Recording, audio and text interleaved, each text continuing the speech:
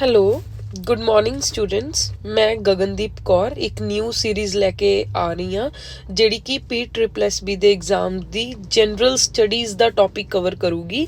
ਇੱਥੇ general studies ਦੇ previous year questions discuss ਕੀਤੇ ਜਾਣਗੇ ਜਿਹੜੇ ਕਿ PSSB ਪਹਿਲਾਂ ਹੋਏ ਕਾਫੀ ਪੇਪਰਸ ਦੇ ਵਿੱਚ ਪੁੱਛ ਚੁੱਕੀ ਹੈ, ਕਿਉਂਕਿ PSSB ਕਈ ਵਾਰ ਕੁਐਸਚਨਸ ਰਿਪੀਟ ਕਰਦੀ ਹੈ ਜਾਂ ਫਿਰ ਸਿਮਿਲਰ ਟਾਈਪ ਦੇ ਕੁਐਸਚਨਸ ਦੁਬਾਰਾ ਪੁੱਛਦੀ ਹੈ। ਤੇ ਜਦੋਂ ਆਪਾਂ ਥਿਊਰੀ ਪੜ੍ਹ ਚੁੱਕੇ ਹੁੰਦੇ ਹਾਂ ਤਾਂ ਉਸ ਤੋਂ ਨੈਕਸਟ ਸਟੈਪ ਆਪਣਾ ਹੁੰਦਾ MCQs ਪ੍ਰੈਕਟਿਸ ਕਰਨਾ। ਤੇ MCQs ਪ੍ਰੈਕਟਿਸ ਹਮੇਸ਼ਾ ਮੇਨ ਸੋਰਸ ਤੋਂ ਹੀ ਕਰਨੇ ਚਾਹੀਦੇ ਨੇ ਜੋ ਕਿ ਉਸ ਬੋਰਡ ਦੇ ਪ੍ਰੀਵੀਅਸ ਈਅਰ ਕੁਐਸਚਨਸ ਹੁੰਦੇ ਨੇ। ਇਹ ਜਿਹੜੀ ਸੀਰੀਜ਼ ਹੈ ਇਹ ਸਾਰੇ ਪੇਪਰਸ ਲਈ ਰੈਲੀਵੈਂਟ ਹੋਊਗੀ, ਜਿਵੇਂ ਕਿ ਆਉਣ ਵਾਲੇ ਐਗਜ਼ਾਮਸ ਨੇ video, excise, clerk, steno, Punjab police ਦੇ, ਪਟਵਾਰੀ ਦੀ ਨੋਟੀਫਿਕੇਸ਼ਨ ਵੀ ਪਰਸੋਂ ਆਊਟ ਹੋ ਗਈ ਹੈ। ਤਾਂ ਸਟੂਡੈਂਟਸ ਤੁਹਾਡੇ ਲਈ ਕਾਫੀ ਹੈਲਪਫੁਲ ਹੋ ਜਾਊਗਾ। ਜਦੋਂ ਪੇਪਰ ਪੋਸਟਪੋਨ ਕਰ ਦਿੱਤੇ PSSB ਨੇ ਤਾਂ ਕਾਫੀ ਸਟੂਡੈਂਟਸ ਦੇ ਨਾਲ ਕੀ ਹੋਇਆ, ਉਹ ਇੱਕ ਕ੍ਰਾਈਸਿਸ ਸਿਚੁਏਸ਼ਨ ਵਿੱਚ ਆ ਗਏ ਤੇ ਉਹਨਾਂ ਦੀ ਸਟੱਡੀ ਬਿਲਕੁਲ ਬੰਦ ਹੋ ਗਈ। ਉਹ ਆਲਰੇਡੀ ਥਿਊਰੀ ਪੜ੍ਹ ਚੁੱਕੇ ਸੀ ਤੇ ਉਸ ਟਾਈਮ ਉਹਨਾਂ ਦਾ ਫੋਕਸ ਹੋਣਾ ਚਾਹੀਦਾ ਸੀਗਾ ਕਿ ਉਹ ਪ੍ਰੀਵੀਅਸ ਈਅਰ ਕੁਐਸਚਨਸ ਨੂੰ ਪ੍ਰੈਕਟਿਸ ਕਰਨ। ਤੇ ਕਈ ਸਟੂਡੈਂਟਸ GS ਦੇ ਪਾਰਟ ਨੂੰ ਲੈ ਕੇ, ਮਤਲਬ Punjab specially for Punjab Ki GS the part ਕਿਹੜਾ ਕਵਰ ਕਰਨਾ ਚਾਹੀਦਾ ਹੈ, ਉਹ ਕਾਫੀ ਕਨਫਿਊਜ਼ਡ ਰਹਿੰਦੇ ਨੇ। ਤਾਂ ਆਈ ਥਿੰਕ ਕਿ ਜਿਹੜੇ PSSB ਦੇ ਪ੍ਰੀਵੀਅਸ ਈਅਰ ਕੁਐਸਚਨਸ ਨੇ ਜਦੋਂ ਉਹ ਡਿਸਕਸ ਕਰਾਂਗੇ ਆਪਾਂ ਇੱਥੇ, ਤਾਂ ਤੁਹਾਨੂੰ ਕਾਫੀ ਕਲੈਰਿਟੀ ਮਿਲੂਗੀ ਕਿ ਕਿਸ ਟਾਈਪ ਦੇ ਕੁਐਸਚਨਸ ਜਾਂ ਕਿਸ ਟਾਈਪ ਦੀ ਕੁਐਸਚਨਸ GS ਦੇ ਜਿਹੜੇ PSSB ਬੋਰਡ ਪੁੱਛਦਾ। ਤਾਂ ਸਟੂਡੈਂਟਸ ਆਪਾਂ ਸ਼ੁਰੂ ਕਰਾਂਗੇ ਅੱਜ ਤੋਂ। ਅੱਜ ਥੋੜਾ ਕਿਉਂਕਿ ਵੀਡੀਓ ਲੰਬੀ ਹੋ ਜਾਊਗੀ ਤਾਂ ਸਿਰਫ 10 ਕੁਐਸਚਨਸ ਡਿਸਕਸ ਕਰਾਂਗੇ ਤੇ ਕੱਲ ਤੋਂ ਆਪਾਂ 15 to 20 ਕੁਐਸਚਨਸ ਡੇਲੀ ਡਿਸਕਸ ਕਰਾਂਗੇ। ਤਾਂ ਤੁਸੀਂ ਪਲੀਜ਼ ਆਪਣੇ ਦਿਨ ਦੇ ਵਿੱਚੋਂ 20 ਮਿੰਟਸ ਜਾਂ 25 ਮਿੰਟਸ ਕੱਢ ਕੇ ਇਹ ਵੀਡੀਓ ਨੂੰ ਜ਼ਰੂਰ ਦੇਖੋ। ਉਹਦੇ ਨਾਲ ਤੁਹਾਡੇ ਗ੍ਰੈਜੂਅਲੀ ਅਰਾਊਂਡ 200-300 ਕੁਐਸਚਨਸ ਕਵਰ ਹੋ ਜਾਣਗੇ।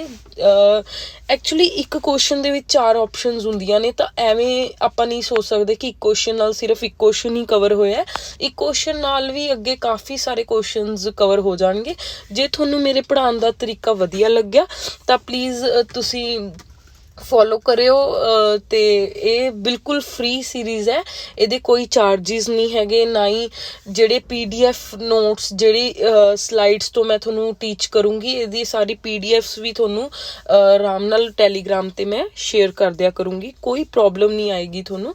ਤਾਂ ਤੁਸੀਂ ਸਿਰਫ ਬਸ 15-20 ਮਿੰਟ ਲਗਾ ਕੇ ਇਹ ਵੀਡੀਓ ਨੂੰ ਰੋਜ਼ ਦੇਖ ਲੈਣਾ। Thank you students. ਸ਼ੁਰੂ ਕਰਨ ਜਾ ਰਹੇ ਹਾਂ ਪੋਲਿਟੀ ਸਬਜੈਕਟ। ਆਪਾਂ ਪੋਲਿਟੀ ਦੇ PSSB ਦੁਆਰਾ PYQs ਜਿਹੜੇ ਪੁੱਛੇ ਗਏ ਨੇ ਉਹ ਸਾਰੇ ਹੁਣ ਤੋਂ ਕਵਰ ਕਰਾਂਗੇ। ਇੱਕ ਵਾਰ ਆਪਾਂ ਸਬਜੈਕਟ ਵਾਈਜ਼ ਹੀ ਟੌਪਿਕਸ ਜਿਹੜੇ ਕਵਰ ਕਰਦੇ ਚੱਲਾਂਗੇ। ਅੱਜ ਆਪਾਂ ਪੋਲਿਟੀ ਦੇ ਕੁਐਸਚਨਸ ਡਿਸਕਸ ਕਰਦੇ ਹਾਂ। ਇੱਥੇ ਫਸਟ ਕੁਐਸਚਨ ਦੇ ਵਿੱਚ ਪੁੱਛ ਰਹੇ ਨੇ ਕਿ who was the first governor general of independent India. ਤੁਹਾਨੂੰ ਪਤਾ ਹੋਣਾ ਕਿ ਆਪਣੇ ਜਿਹੜੇ ਇੰਡੀਆ ਦੇ ਗਵਰਨਰ ਜਨਰਲਸ ਲਗਾਏ ਜਾਂਦੇ ਸੀ, ਤੇ ਕਹਿ ਰਹੇ ਨੇ ਕਿ ਜਦੋਂ ਆਜ਼ਾਦ ਹੋ ਗਿਆ ਆਪਣਾ ਇੰਡੀਆ, ਉਸ ਤੋਂ ਬਾਅਦ ਜਿਹੜੇ ਫਸਟ ਗਵਰਨਰ ਜਨਰਲ ਸੀਗੇ ਉਹ ਕੌਣ ਸੀਗੇ। ਤੁਹਾਨੂੰ ਪਤਾ ਹੈ ਲਾਸਟ ਗਵਰਨਰ ਜਨਰਲ ਆਫ ਜਿਹੜਾ ਆਪਣਾ ਬ੍ਰਿਟਿਸ਼ ਦੇ ਅੰਦਰ ਸੀਗਾ ਇੰਡੀਆ, ਤਾਂ ਉਦੋਂ ਲਾਸਟ ਗਵਰਨਰ ਜਨਰਲ ਜਿਹੜੇ ਸੀਗੇ ਆਪਣੇ ਮਾਊਂਟ ਬੈਟਨ ਸੀਗੇ, ਲਾਰਡ ਮਾਊਂਟ ਬੈਟਨ। ਤੇ ਉਹੀ ਆਪਣੇ ਫਸਟ ਗਵਰਨਰ ਜਨਰਲ ਬਣੇ ਸੀ ਇੰਡੀਪੈਂਡੈਂਟ ਇੰਡੀਆ ਦੇ। ਤਾਂ ਇਹਦਾ ਆਨਸਰ ਕੀ ਹੋ ਜਾਊਗਾ ਆਪਣੇ ਕੋਲ, ਲਾਰਡ ਮਾਊਂਟ ਬੈਟਨ। ਬਟ ਜੇ ਇੱਥੇ ਇਹਨਾਂ ਨੇ ਕੁਐਸਚਨ ਥੋੜਾ ਜਿਹਾ ਚੇਂਜ ਕੀਤਾ ਹੁੰਦਾ ਤੇ ਆਪਣੇ ਤੋਂ ਪੁੱਛਿਆ ਹੁੰਦਾ ਕਿ who was first governor general, first Indian governor general of independent India, ਜੇ ਇਹਨਾਂ ਨੇ ਆਪਣੇ ਤੋਂ ਫਸਟ ਇੰਡੀਅਨ ਗਵਰਨਰ ਜਨਰਲ ਪੁੱਛਿਆ ਹੁੰਦਾ ਤਾਂ ਇੱਥੇ ਦਾ ਆਨਸਰ ਆ ਜਾਂਦਾ ਸੀ ਰਾਜਾ ਗੋਪਾਲਚਾਰੀ, ਜਿਹੜਾ ਕਿ ਇਸ ਕੇਸ ਦੇ ਵਿੱਚ ਇਸ ਕੁਐਸਚਨ ਦੇ ਅਕੋਰਡਿੰਗਲੀ ਗਲਤ ਆਨਸਰ ਹੈ। ਸੀ ਰਾਜ ਗੋਪਾਲਚਾਰੀ ਨਹੀਂ ਹੈ, ਇਹਦਾ ਆਨਸਰ ਹੈ ਲਾਰਡ ਮਾਊਂਟ ਬੈਟਨ। ਪਰ ਜੇ ਇੰਡੀਅਨ ਪੁੱਛਦੇ ਨੇ ਤਾਂ ਆਪਣੇ ਕੋਲ ਆਨਸਰ ਆ ਜਾਏਗਾ ਸੀ ਰਾਜ ਗੋਪਾਲਚਾਰੀ। ਨੈਕਸਟ ਕੁਐਸਚਨ ਤੇ ਆ ਜਾਂਦੇ ਆਪਾਂ। ਨੈਕਸਟ ਕੁਐਸਚਨ ਆਪਣੇ ਕੋਲ ਹੈਗਾ, constitution of India was framed by. ਹੁਣ ਜਿਹੜਾ ਆਪਣਾ ਭਾਰਤ ਦਾ ਸੰਵਿਧਾਨ ਹੈ ਇਹ ਕਿਸਨੇ ਬਣਾਇਆ ਸੀ? British monarchy, British parliament, constituent assembly, Indian parliament. ਹੁਣ ਦੇਖੋ ਆਪਣੀ ਲੜਾਈ ਇਹੀ ਸੀ ਜਦੋਂ ਤੋਂ ਆਪਾਂ ਨੇ ਜਿਹੜੀ ਆਪਣੀ ਮੇਨ ਲੜਾਈ ਲੀਡਰਸ ਨੇ ਆਪਣੇ ਨੇ ਲੜੀ, ਪੋਲੀਟੀਕਲ ਲੀਡਰਸ, ਉਹਨਾਂ ਦਾ ਇਹ ਸੀ ਕਿ ਅਸੀਂ ਕਨਸਟੀਟਿਊਸ਼ਨ ਜਿਹੜਾ ਇੰਡੀਆ ਦਾ ਉਹ ਖੁਦ ਬਣਾਵਾਂਗੇ। ਬ੍ਰਿਟਿਸ਼ ਤੋਂ ਨਾ ਤਾਂ ਅਸੀਂ ਬਣਵਾਵਾਂਗੇ, ਨਾ ਤਾਂ ਅਸੀਂ ਬ੍ਰਿਟਿਸ਼ਰਸ ਦੀ ਕੋਈ ਸਲਾਹ ਲਵਾਂਗੇ। ਤਾਂ ਆਪਾਂ ਦੀ ਕਨਸਟੀਟਿਊਐਂਟ ਅਸੈਂਬਲੀ ਇਸਟੈਬਲਿਸ਼ ਕੀਤੀ ਗਈ ਜਿਹੜੀ ਕਿ ਕਨਸਟੀਟਿਊਸ਼ਨ ਆਫ ਇੰਡੀਆ ਨੂੰ ਬਣਾਊਗੀ। ਡਾਕਟਰ ਰਜਿੰਦਰ ਪ੍ਰਸਾਦ ਜਿਹੜੇ ਸੀਗੇ ਇਹ ਫਸਟ ਆਪਣੇ ਜਿਹੜੇ ਪ੍ਰੈਜ਼ੀਡੈਂਟ ਸੀਗੇ ਕਨਸਟੀਟਿਊਐਂਟ ਅਸੈਂਬਲੀ ਦੇ। ਇੰਡੀਅਨ ਪਾਰਲੀਮੈਂਟ ਤੇ ਕਨਸਟੀਟਿਊਐਂਟ ਅਸੈਂਬਲੀ ਦੇ ਵਿੱਚ ਦੇ ਤੁਸੀਂ ਫਰਕ ਸਮਝਣਾ ਚਾਹੋਗੇ, ਇੰਡੀਅਨ ਪਾਰਲੀਮੈਂਟ ਜਿਹੜੀ ਅੱਜ ਵੀ ਹੈ ਉਹ ਹੈ ਆਪਣੀ ਜਿਹੜੀ ਪ੍ਰੈਜ਼ੀਡੈਂਟ, ਲੋਕ ਸਭਾ ਪਲੱਸ ਰਾਜ ਸਭਾ। ਇੰਡੀਅਨ ਪਾਰਲੀਮੈਂਟ ਅੱਜ ਦੇ ਟਾਈਮ 'ਚ ਵੀ ਰੈਲੇਵੈਂਟ ਕਨਸੈਪਟ ਹੈ, ਬਟ ਕਨਸਟੀਟਿਊਐਂਟ ਅਸੈਂਬਲੀ ਸਿਰਫ ਇੱਕੋ ਹੀ ਸੀ ਜਿਹੜੀ ਕਿ 1945 ਦੇ ਵਿੱਚ ਬਣੀ ਸੀ, ਤੇ ਇਹ ਅੱਜ ਦੇ ਟਾਈਮ ਦੇ ਲਈ ਇਹ ਕਨਸੈਪਟ ਰੈਲੇਵੈਂਟ ਨਹੀਂ ਹੈ। ਕਨਸਟੀਟਿਊਐਂਟ ਅਸੈਂਬਲੀ ਦਾ ਕੰਮ ਸੀਗਾ ਕਿ ਜਿਹੜਾ ਆਪਣਾ ਕਨਸਟੀਟਿਊਸ਼ਨ ਨੂੰ ਫਾਰਮ ਕਰਨਾ ਹੈ, ਤੇ ਕਨਸਟੀਟਿਊਸ਼ਨ ਨੂੰ ਫਾਰਮ ਕਰਨ ਤੋਂ ਬਾਅਦ ਇਹ ਹੀ ਫਸਟ ਕਨਸਟੀਟਿਊਐਂਟ ਅਸੈਂਬਲੀ ਹੀ ਆਪਣੀ ਫਸਟ ਪਾਰਲੀਮੈਂਟ, ਇੰਡੀਅਨ ਪਾਰਲੀਮੈਂਟ ਵੀ ਬਣੀ ਸੀ। ਤਾਂ ਇਸ ਦਾ ਆਨਸਰ ਆਪਣੇ ਕੋਲ ਕੀ ਆ ਜਾਊਗਾ? Constituent assembly. ਓਕੇ, ਨਾਓ ਆਪਾਂ ਅਗਲੇ ਕੁਐਸਚਨ ਵੱਲ ਚੱਲਦੇ ਹਾਂ।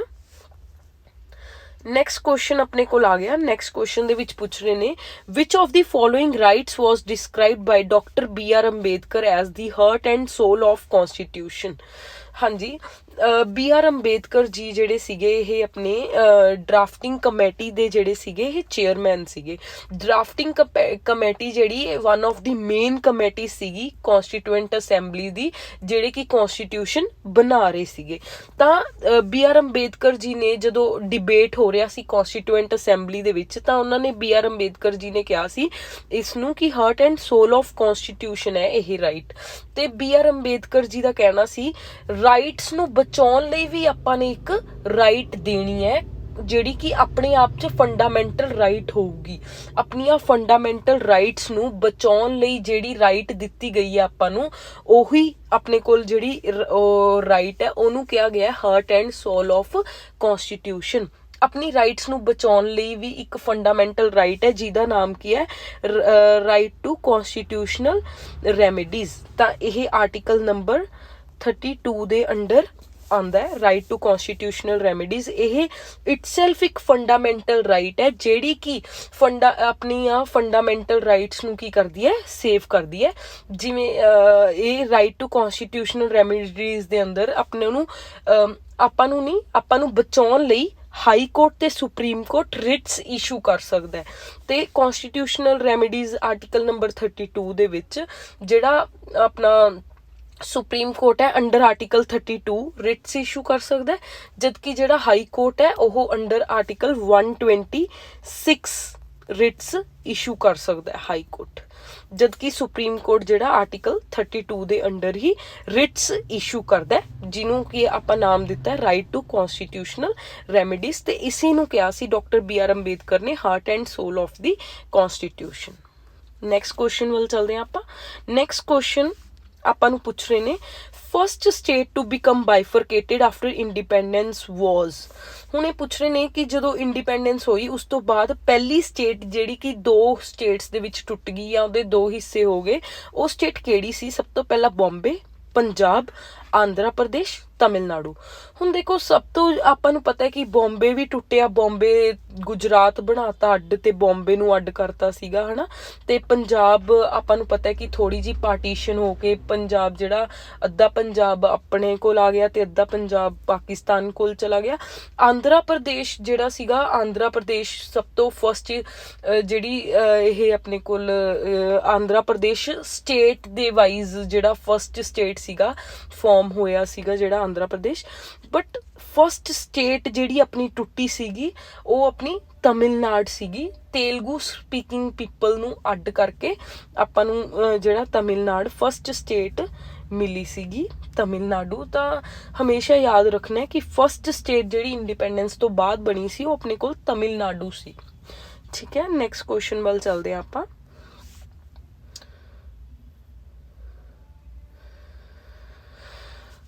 Okay, for the enforcement of fundamental rights, Supreme Court may issue an, ਇਹ ਆਪਾਂ ਅੱਜ ਹੀ ਡਿਸਕਸ ਕੀਤਾ ਉੱਪਰ ਜਦੋਂ ਰਾਈਟ ਟੂ ਕਨਸਟੀਟਿਊਸ਼ਨਲ ਰੈਮੀਡੀਜ਼ ਵਾਲਾ ਕੁਐਸਚਨ ਡਿਸਕਸ ਕਰ ਰਹੇ ਸੀ ਤਾਂ ਤੁਸੀਂ ਆਲਰੇਡੀ ਤੁਹਾਨੂੰ ਪਤਾ ਹੀ ਹੈ। ਤੁਸੀਂ ਮੈਨੂੰ ਦੱਸ ਦਿਓ ਇਸ ਦਾ ਆਨਸਰ ਕੀ ਹੈ। ਇਸ ਦਾ ਆਨਸਰ ਆਪਣੇ ਕੋਲ ਆ ਜਾਏਗਾ ਰਿਟਸ। ਜਿਹੜਾ ਸੁਪਰੀਮ ਕੋਰਟ ਹੈ ਉਹ ਆਰਟੀਕਲ 32 ਜਿਹੜਾ ਕਿ heart and soul of constitution ਹੈ ਆਪਣਾ, ਤੇ ਜਿਹੜਾ ਹਾਈ ਕੋਰਟ ਹੈ ਉਹ ਆਰਟੀਕਲ ਨੰਬਰ 126। ਇਹ ਆਪਣੇ ਕੋਲ ਕੀ ਹੈ, ਇਹ ਰਿਟਸ ਇਸ਼ੂ ਕਰਦੇ ਆ ਜਿਹੜੇ, ਉਹ ਆਪਣੇ ਕੋਲ ਆਰਟੀਕਲਸ ਹੈ। ਓਕੇ, ਨੈਕਸਟ ਕੁਐਸਚਨ ਆ ਗਿਆ ਆਪਣੇ ਕੋਲ, chief election commissioner is appointed by. ਹੁਣ ਦੇਖੋ ਜਿਹੜਾ ਚੀਫ ਇਲੈਕਸ਼ਨ ਕਮਿਸ਼ਨਰ ਹੈ ਨਾ, ਇਹ ਆਪਣੇ ਕੋਲ ਇੱਕ ਬੋਡੀ ਹੈ ਜਿਹੜੀ ਕਿ ਇਲੈਕਸ਼ਨਸ ਕੰਡਕਟ ਕਰਵਾਉਂਦੀ ਹੈ, ਜਿਵੇਂ ਕਿ ਆਪਣੀਆਂ ਇੰਡੀਅਨ ਪਾਰਲੀਮੈਂਟ ਦੀਆਂ ਤੇ ਸਟੇਟ ਲੈਜਿਸਲੇਟਿਵ ਅਸੈਂਬਲੀਜ਼ ਵੀ ਜਿਹੜੀਆਂ ਨੇ ਇਹ ਕੰਡਕਟ ਕਰਾਉਂਦੇ ਆ। Chief election commissioner, election commission actually elections conduct ਕਰਾਉਂਦਾ ਤੇ ਉਹਨਾਂ ਦਾ ਜਿਹੜਾ ਸਭ ਤੋਂ ਇਲੈਕਸ਼ਨ ਕਮਿਸ਼ਨ ਦਾ ਜਿਹੜਾ ਹੈੱਡ ਹੋਊਗਾ ਉਹ ਆਪਣੇ ਕੋਲ ਕੀ ਹੋਊਗਾ, ਚੀਫ ਇਲੈਕਸ਼ਨ ਕਮਿਸ਼ਨਰ। ਤੇ ਇਹ ਹਮੇਸ਼ਾ ਅਪੁਆਇੰਟ ਕੀਤਾ ਜਾਂਦਾ ਹੈ ਬਾਈ ਪ੍ਰੈਜ਼ੀਡੈਂਟ। ਬਟ ਜੇ ਤੁਸੀਂ ਸੋਚੋ ਕਿ ਇਹ ਪ੍ਰੈਜ਼ੀਡੈਂਟ ਦੀ ਡਿਸਕ੍ਰਿਸ਼ਨਰੀ ਪਾਵਰ ਹੈ, ਨੋ, ਪ੍ਰੈਜ਼ੀਡੈਂਟ ਦੀ ਕੋਈ ਡਿਸਕ੍ਰਿਸ਼ਨਰੀ ਪਾਵਰ ਨਹੀਂ ਹੈ। President on the advice of prime minister ਜਿਹੜਾ ਇਹ ਚੀਫ ਇਲੈਕਸ਼ਨ ਕਮਿਸ਼ਨਰ ਨੂੰ ਅਪੁਆਇੰਟ ਕਰਦਾ ਹੈ। ਠੀਕ ਹੈ, ਨੈਕਸਟ ਕੁਐਸਚਨ ਤੇ ਚੱਲਦੇ ਹਾਂ ਆਪਾਂ। ਓਕੇ, ਨੈਕਸਟ ਕੁਐਸਚਨ ਹੈ, money bill can be introduced in. Money bill Lok Sabha ਦੇ ਵਿੱਚ, ਰਾਜ ਸਭਾ ਦੇ ਵਿੱਚ, ਬੋਥ ਹਾਊਸਿਸ ਆਫ ਪਾਰਲੀਮੈਂਟ, ਜਾਂ ਫਿਰ ਸੁਪਰੀਮ ਕੋਰਟ ਦੇ ਵਿੱਚ। ਦੇਖੋ ਸੁਪਰੀਮ ਕੋਰਟ ਦੇ ਵਿੱਚ ਤਾਂ ਬਿਲਕੁਲ ਵੀ ਨਹੀਂ ਹੋ ਸਕਦਾ। ਸੁਪਰੀਮ ਕੋਰਟ ਤਾਂ ਇੱਕ ਜੁਡੀਸ਼ੀਅਲ ਬੋਡੀ ਹੈ ਤੇ ਮਨੀ ਬਿੱਲ ਇਹ ਆਪਾਂ ਲੈਜਿਸਲੇਸ਼ਨ ਦੀ ਗੱਲ ਕਰ ਰਹੇ ਹਾਂ। ਬੋਥ ਹਾਊਸਿਸ ਆਫ ਪਾਰਲੀਮੈਂਟ ਓਕੇ ਹੋ ਸਕਦਾ, ਲੋਕ ਸਭਾ ਓਨਲੀ, ਰਾਜ ਸਭਾ ਓਨਲੀ। ਹੁਣ ਦੇਖੋ ਜਿਹੜਾ ਮਨੀ ਬਿੱਲ ਹੈ ਨਾ, ਇਹ ਆਪਣਾ ਮੇਨ ਕੰਮ ਹੈ ਇਹਦਾ, ਜਿਹੜਾ ਕਿ ਪ੍ਰਾਈਮ ਮਿਨਿਸਟਰ ਤੇ ਕੈਬਨਿਟ ਮਿਨਿਸਟਰਸ ਕੀ ਕਰਨਗੇ, ਆਪਣੀ ਸਕੀਮਸ ਲਈ ਜਾਂ ਉਹਨਾਂ ਦੇ ਜੋ ਵੀ ਐਕਸਪੈਂਡੀਚਰ ਲਈ ਜਿਹੜੇ ਪੈਸੇ ਵਗੈਰਾ ਉਹਨਾਂ ਨੇ ਮੰਗਣੇ ਹੋਣਗੇ, ਉਹ ਆਪਣੇ ਇੱਕ ਤਰ੍ਹਾਂ ਦਾ ਮਨੀ ਬਿੱਲ ਦੇ ਵਿੱਚ ਹੀ ਆਉਂਦੇ ਨੇ। ਤੇ ਇਹ ਮਨੀ ਬਿੱਲ ਲੋਕ ਸਭਾ ਦਾ ਕੰਸੈਪਟ ਹੈ, ਤਾਂ ਇਹ ਸਿਰਫ ਲੋਕ ਸਭਾ ਦੇ ਵਿੱਚ ਹੀ ਇਸ਼ੂ ਕੀਤਾ ਇੰਟਰੋਡਿਊਸ ਕੀਤਾ ਜਾ ਸਕਦਾ। ਤੁਸੀਂ ਸੁਣਿਆ ਹੋਣਾ ਰਾਜ ਸਭਾ ਸਿਰਫ 14 ਡੇਜ਼ ਲਈ ਰਾਜ ਸਭਾ ਨੂੰ ਆਪਾਂ ਮਨੀ ਬਿੱਲ ਭੇਜਦੇ ਹਾਂ। ਲੋਕ ਸਭਾ ਸਿਰਫ ਰਾਜ ਸਭਾ ਨੂੰ 14 ਡੇਜ਼ ਲਈ ਮਨੀ ਬਿੱਲ ਭੇਜਦਾ। ਜੇ ਉਹਨਾਂ ਨੇ 14 ਡੇਜ਼ ਦੇ ਵਿੱਚ ਅਸੈਪਟ ਕਰ ਲਿਆ ਜਾਂ ਰਿਜੈਕਟ ਕਰਤਾ, ਉਹਨਾਂ ਨੂੰ ਕੋਈ, ਲੋਕ ਸਭਾ ਵਾਲਿਆਂ ਨੂੰ ਕੋਈ ਫਰਕ ਨਹੀਂ ਪੈਂਦਾ। ਮਨੀ ਬਿੱਲ ਜਿਹੜਾ ਹੈ ਕਿ ਇਹ ਪਾਸ ਹੋ ਜਾਂਦਾ ਆਪਣੇ ਆਪ ਹੀ। ਰਾਜ ਸਭਾ ਦਾ ਇਹਦੇ ਵਿੱਚ ਕੋਈ ਜ਼ਿਆਦਾ ਵੱਡਾ ਰੋਲ ਨਹੀਂ ਹੁੰਦਾ। ਲੋਕ ਸਭਾ ਇੱਥੇ ਮੇਨ ਜਿਹੜੀ ਹੁੰਦੀ ਹੈ ਕੰਮ ਦੇ। ਤੇ ਮਨੀ ਬਿੱਲ, ਕਿਸੇ ਵੀ ਬਿੱਲ ਨੂੰ ਮਨੀ ਬਿੱਲ ਕੌਣ ਦੱਸਦਾ ਕਿ ਇਹ ਮਨੀ ਬਿੱਲ ਹੈ, ਇਹਦੀ ਪਾਵਰ ਹੁੰਦੀ ਹੈ ਸਪੀਕਰ ਕੋਲ। ਸਪੀਕਰ ਡਿਸਾਈਡ ਕਰ ਸਕਦਾ ਕਿ ਕੋਈ ਜਿਹੜਾ ਬਿੱਲ ਮਨੀ ਬਿੱਲ ਹੈ, ਸਪੀਕਰ ਆਪਣੀ ਰਾਏ ਦੇ ਹਿਸਾਬ ਨਾਲ ਦੱਸ ਦਿੰਦਾ। ਤੇ ਮਨੀ ਬਿੱਲ ਦਾ ਆਰਟੀਕਲ ਕਿਹੜਾ ਹੁੰਦਾ, ਮਨੀ ਬਿੱਲ ਵੀ ਆਪਣੇ ਕੋਲ ਕੁਛ ਡਿਫਰੈਂਟ ਟਾਈਪਸ ਦੇ ਨੇ, ਉਹ ਆਪਾਂ ਅੱਗੇ ਡਿਸਕਸ ਕਰਾਂਗੇ। ਪਰ ਫਿਲਹਾਲ ਜਿਹੜਾ ਮੇਨ ਆਰਟੀਕਲ ਹੈ ਉਹ ਆਰਟੀਕਲ ਹੁੰਦਾ 110। ਮਨੀ ਬਿੱਲ ਦਾ ਆਪਣੇ ਕੋਲ ਹੁੰਦਾ ਆਰਟੀਕਲ 110। ਚਲੋ ਆਪਾਂ ਹੁਣ ਚੱਲਦੇ ਹਾਂ ਨੈਕਸਟ ਕੁਐਸਚਨ ਤੇ। ਓਕੇ, ਨੈਕਸਟ ਕੁਐਸਚਨ ਆਪਣੇ ਕੋਲ ਆ ਗਿਆ, executive power of the state is vested in. ਹੁਣ ਦੇਖੋ ਐਗਜ਼ੀਕਿਊਟਿਵ ਪਾਵਰ ਆਫ ਸਟੇਟ ਪੁੱਛ ਰਹੇ ਨੇ ਇੱਥੇ ਆਪਣੇ ਤੋਂ। ਜੇ ਪੁੱਛਦੇ executive power of India is vested in ਤਾਂ ਆਪਾਂ ਕਹਿ ਦਿੰਦੇ ਪ੍ਰੈਜ਼ੀਡੈਂਟ। ਬਟ ਦੇਖੋ ਹੁਣ ਜਿਵੇਂ ਪ੍ਰੈਜ਼ੀਡੈਂਟ ਪੂਰੇ ਇੰਡੀਆ ਲਈ ਹੈ, ਉਵੇਂ ਇੱਕ ਸਟੇਟ ਲਈ ਹੁੰਦਾ ਗਵਰਨਰ। ਤਾਂ ਇੱਥੇ ਆਪਣੇ ਕੋਲ ਆਨਸਰ ਆ ਜਾਊਗਾ executive power of state is vested in governor. Next question ਆਪਣੇ ਕੋਲ ਆ ਗਿਆ, ਹਾਊ ਮੈਨੀ ਫੰਡਾਮੈਂਟਲ ਰਾਈਟਸ ਵਰ there in original constitution. Original constitution ਦੇ ਵਿੱਚ ਆਪਣੇ ਕੋਲ ਕਿੰਨੀਆਂ ਰਾਈਟ ਸੀ? ਐਕਚੁਅਲੀ ਹੁਣ ਜਿਹੜੀਆਂ ਆਪਣੀਆਂ ਫੰਡਾਮੈਂਟਲ ਰਾਈਟਸ ਨੇ ਉਹ ਸਿਰਫ ਹੁਣ 6 ਰਹਿ ਚੁੱਕੀਆਂ। ਪਰ ਜਦੋਂ ਓਰੀਜਨਲ ਕਨਸਟੀਟਿਊਸ਼ਨ ਆਪਾਂ ਦੇਖਦੇ ਹਾਂ ਤਾਂ ਓਰੀਜਨਲ ਕਨਸਟੀਟਿਊਸ਼ਨ ਆਪਾਂ ਦੇਖੀਏ ਤਾਂ ਆਪਣੇ ਕੋਲ ਪਤਾ ਲੱਗਦਾ ਕਿ ਆਪਣੀਆਂ ਜਿਹੜੀਆਂ ਰਾਈਟ ਸੀ, 7 ਰਾਈਟ ਸੀਗੀਆਂ। ਤੇ ਜਿਹੜੀ ਆਪਣੀ 7th ਰਾਈਟ ਸੀਗੀ ਰਾਈਟ ਟੂ ਪ੍ਰੋਪਰਟੀ। ਤੇ ਇਹ ਜਿਹੜੀ ਰਾਈਟ ਟੂ ਪ੍ਰੋਪਰਟੀ ਸੀ ਇਹ ਹੁਣ ਕਨਵਰਟ ਹੋ ਗਈ ਆਪਣੀ ਲੀਗਲ ਰਾਈਟ ਦੇ ਵਿੱਚ। ਹੁਣ ਰਾਈਟ ਟੂ ਪ੍ਰੋਪਰਟੀ ਇੱਕ ਲੀਗਲ ਰਾਈਟ ਹੈ। ਨੈਕਸਟ ਕੁਐਸਚਨ ਤੇ ਚੱਲਦੇ ਬੱਚੇ ਆਪਾਂ। ਹਾਂਜੀ, ਇੱਕ ਚੀਜ਼ ਹੋਰ, ਜਿਹੜੀ ਆ ਰਾਈਟ ਟੂ ਪ੍ਰੋਪਰਟੀ ਹੈ, ਇਹਨੂੰ ਜਿਹੜਾ ਡਿਲੀਟ ਕਰਨ ਲਈ ਆਪਣੀ ਅਮੈਂਡਮੈਂਟ ਕਰਨੀ ਪਈ ਸੀ ਕਨਸਟੀਟਿਊਸ਼ਨ ਨੂੰ। ਤੇ ਉਹ ਅਮੈਂਡਮੈਂਟ ਸੀ 44th ਅਮੈਂਡਮੈਂਟ, ਜਿਹੜੀ ਕਿ ਕਨਸਟੀਟਿਊਸ਼ਨਲ ਰਾਈਟ ਟੂ ਪ੍ਰੋਪਰਟੀ ਨੂੰ ਫੰਡਾਮੈਂਟਲ ਰਾਈਟਸ ਤੋਂ ਡਿਲੀਟ ਕਰਨ ਲਈ ਆਪਾਂ ਨੇ ਯੂਜ਼ ਕੀਤੀ ਸੀ। ਨੈਕਸਟ ਕੁਐਸਚਨ ਤੇ ਚੱਲਦੇ ਹਾਂ ਆਪਾਂ। ਓਕੇ, ਨੈਕਸਟ ਕੁਐਸਚਨ ਉਹੀ ਆ ਗਿਆ ਕਿ by which amendment right to property was removed, ਤਾਂ ਇਹ ਦਾ ਆਨਸਰ ਆਪਣੇ ਕੋਲ ਕੀ ਆ ਜਾਊਗਾ 44th ਅਮੈਂਡਮੈਂਟ। ਬੱਚੇ ਇਹਦੇ ਵਿੱਚ ਬਹੁਤ ਜ਼ਿਆਦਾ ਬੱਚੇ ਕਨਫਿਊਜ਼ ਹੋ ਜਾਂਦੇ ਕਿ 42nd ਸੀ ਜਾਂ 44th ਸੀ, ਤਾਂ ਪਲੀਜ਼ ਯਾਦ ਰੱਖਣਾ ਕਿ 44th is a right answer. ਠੀਕ ਹੈ ਬੱਚੇ, ਥੈਂਕ ਯੂ। ਅੱਜ ਲਈ ਇੰਨਾ ਹੀ, ਤੇ ਇਹ ਮੇਰੀ ਫਸਟ ਵੀਡੀਓ ਹੀ ਸੀ, ਤਾਂ ਮੈਂ ਇੰਪਰੂਵ ਕਰੂੰਗੀ, ਮੈਂ ਕੋਸ਼ਿਸ਼ ਕਰੂੰਗੀ ਕਿ ਵਧੀਆ ਵੀਡੀਓਜ਼ ਬਣਾ ਸਕਾਂ ਤੇ ਕੁਛ ਪੈਨ ਡਿਵਾਈਸ ਵਗੈਰਾ ਯੂਜ਼ ਕਰਾਂ। ਮੇਰੀ ਰਾਈਟਿੰਗ ਥੋੜੀ ਜੀ ਅੱਛੀ ਨਹੀਂ ਆਈ ਹੋਣੀ ਅੱਜ, ਤਾਂ ਮੈਂ ਅੱਗੇ ਤੋਂ ਹੋਰ ਇੰਪਰੂਵ ਕਰੂੰਗੀ। ਥੈਂਕ ਯੂ ਬੱਚੇ।